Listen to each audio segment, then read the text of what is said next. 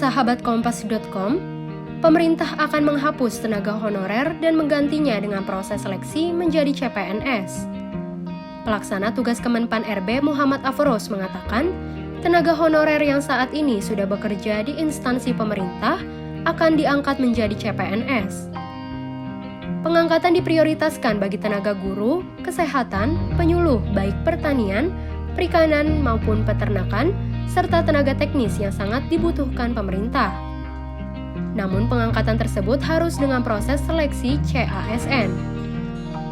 Nantinya pegawai pemerintah hanya akan ada dua kelompok, yakni pegawai negeri sipil dan pegawai pemerintah dengan perjanjian kerja. Mengacu pada Peraturan Pemerintah Nomor 48 Tahun 2005 tentang pengangkatan tenaga honorer menjadi calon pegawai negeri sipil, ada sejumlah hal yang perlu dipahami terkait pengangkatan.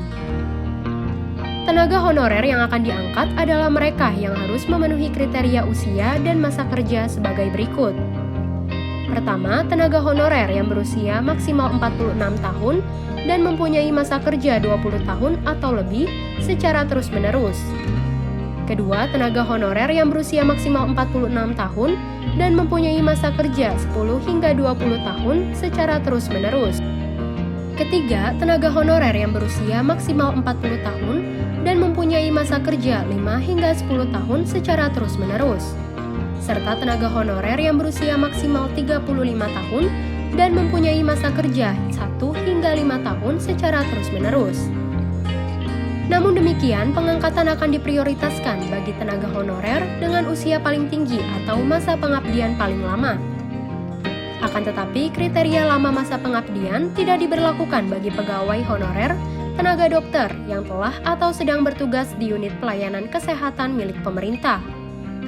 Selama mereka masih berusia di bawah 46 tahun dan bersedia ditugaskan di tempat terpencil minimal 5 tahun, maka akan diangkat menjadi CPNS setelah lulus seleksi.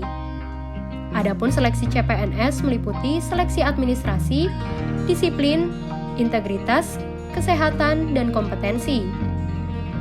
Selain itu, pegawai honorer yang ingin diangkat menjadi CPNS wajib mengisi atau menjawab daftar pertanyaan mengenai tata pemerintahan. Pelaksanaan seleksi pun dilakukan secara terpisah dari pelamar umum.